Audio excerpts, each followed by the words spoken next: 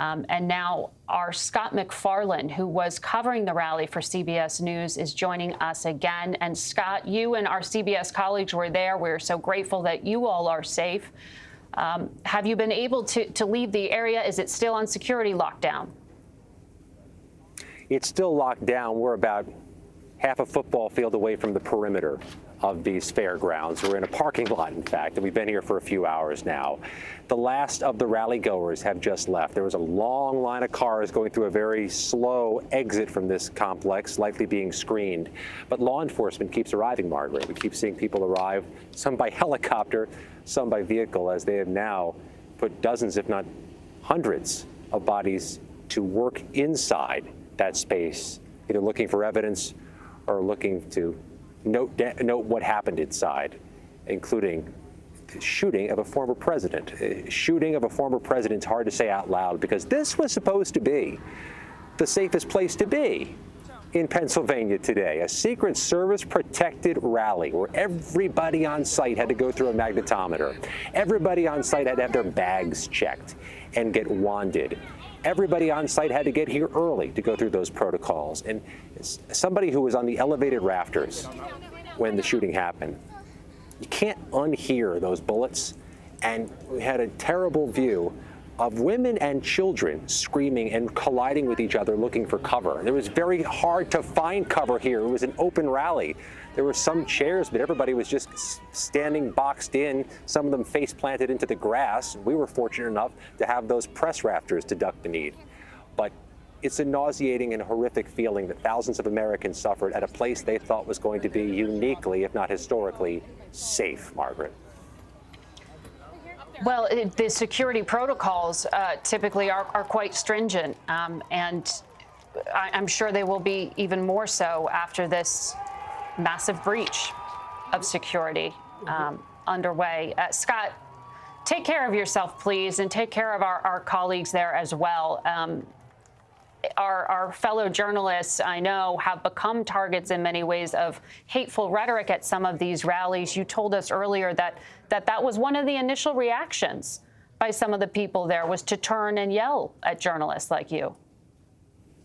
I'd say a few dozen approached the barricades that separated us, low barricades that separated us, were cursing at us, gesturing at us, blaming us, saying this is your fault, this is your fault. When the former president jumped up and pumped his fist, it seemed to ground some of the crowd a bit, but not everybody. But I want to share this anecdote again because it's important. When you come to a Trump rally in your media, you're going to get heckled by some of the people in the crowd. A couple of the people in the crowd who I saw doing it earlier in the day came to check on us after. A terrible way to unify, but we put aside the politics. This was a terrible moment everybody here shared. And I got to tell you, Margaret, I saw kids in every corner of this rally. It's a weekend. We're on a farm. It's Butler County, Pennsylvania. This was a family event. And those kids saw something no kid should ever see. No, and those poor children, what their parents are doing tonight to try to explain to them what they just lived through when they went to a political rally. Scott Macfarlane, please take care of yourself. And, you know, Bob, in our conversation earlier when you were explaining to us what the former president said to describe his injuries, when he described what he said, he was hit by a bullet in his ear, I pointed out that he didn't call for his supporters to take a breath and step back. And the reason I made that comment, it's not that it's without empathy or concern. I think we all have great concern about our candidates, their health, their safety. But it is to say the concern about the heightened threat level, the fact that Americans are on edge, exactly what Congressman Kelly was saying in our phoner. He said, everyone take a breath, and that we have to be responsible for protecting our democracy, and that the words we use, the rhetoric we use, is part of that. Well, there is a lot of anger still on the Trump side tonight. Chris LaCivita, Trump's top campaign advisor, just put on social media that he wants people to be held accountable. But he said, to your point, Margaret, in his view, quote, the best way is through the ballot box, through the ballot box. Let us go back to what the latest statement from former President Donald Trump was made at 8:42 p.m. tonight. Minutes before that, I heard from Donald Trump Jr. He said his father is fine. Then his father posted this: I want to thank the United States Secret Service and all of law enforcement for their rapid response on the shooting that took place in Butler, Pennsylvania. Most importantly, I wanted to extend my condolences to the family of the person at the rally who was killed, and also to the family of another person that was badly injured. It is incredible that such an act can take place in our country. Nothing is known at this time about the shooter, who is now dead. I was shot with a bullet that pierced the upper part of my right ear. That is his statement here. And he also adds, I knew immediately that something was wrong and that I heard a whizzing sound, shots, and immediately felt the bullet ripping through the skin. Much bleeding took place, so I realized then what was happening. He ends with God bless America. That's the latest statement from former President Donald Trump. CBS News has confirmed he has left the hospital within the past hour or so in Butler, Pennsylvania, near the site of the rally. He has issued that statement. His son, Donald Trump Jr., said he is speaking to people on the phone, that his father is, quote, fine. And at this point, that is the latest from the Trump camp. But there is outrage among so many Republicans tonight about this permeating social media. Yes, do yourself a favor and don't look at social media. Well, it's a reflection of where we are, though. It is. Days before the convention, we live in a politically charged moment. I can remember, Margaret, just weeks ago, I was covering former President Donald Trump's criminal rally in New York. Someone lit themselves on fire, just steps from the CBS News camera. We live in this incendiary time, literally and figuratively. It's so unfortunate in our politics, but it is the reality of what we're covering. There was an attack, a shooting of the presumptive Republican nominee, a former president of the United States, and we've seen an outpouring of support from former presidents. And President Biden himself called this a sick moment in America. And we want to play for everyone listening here a statement made a few hours ago by President Biden when he addressed the country from the Rehoboth Police Department after he was given a briefing on the situation regarding his political rival. Let's listen to his statement.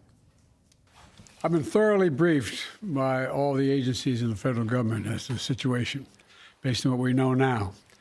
I have tried to get a hold of Donald. He's with his doctors. Apparently he's doing well. I plan on talking to them shortly, I hope, when I get back to the telephone. Look, there's no place in America for this kind of violence. It's sick. It's sick. It's one of the reasons why we have to unite this country. We cannot allow for this to be happening. We cannot be like this. We cannot condone this. And I want to thank the Secret Service and all the agencies, including the state agencies, that have been engaged in making sure that the people and we have more detail to come relative to other people maybe injured in the audience. I don't have all that detail. We'll make that available to you. I may be able to come back a little later tonight, but we'll put out a statement if I'm not able to if it's not convenient for you all. That was President Biden explaining that he had tried to reach out to Donald Trump, will continue to do so to check on whether he is okay following what is clearly a traumatic event, having been shot at that rally. He has left the hospital. We know Donald Trump has issued a statement to that effect, reassuring his supporters that he will carry on with his campaign and the political events over the coming days that are expected in Milwaukee, Wisconsin.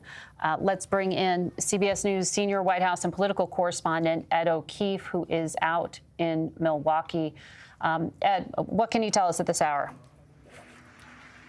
Margaret, a handful of things that we should convey. First of all, the White House tells us now President Biden is going back from his Rehoboth Beach home to the White House tonight. We still don't know whether he might try to address the nation again tonight, as he suggested earlier. We're waiting to hear about that. He was in his Saturday evening mass, as he often attends when he's in Rehoboth Beach, when the Trump incident occurred, and was briefed by his top Homeland Security officials and his chief of staff after Mass, and told them that he wanted to address the nation and the world as quickly as he could to convey that message that you just saw. But as you said, we don't know yet whether the current and former presidents have spoken to each other. But the fact that the president said he wanted to was designed to signal to the country and the world that at least he is trying to maintain order and ensure that the temperature stays down. The other thing that his campaign at least has done tonight is suspend all what they called outward communication. That includes television advertising, digital advertising, radio advertising. Tens of millions of dollars of it has now been set aside. As for the situation here in Milwaukee tonight, We've been reporting that the security presence is expected to intensify and expand in the coming hours. CBS's Nicole Scango reporting from her sources that there will be more of a law enforcement presence here on top of the tens of thousands of federal, state, and local personnel who've been deployed to this city to protect convention goers and the former president.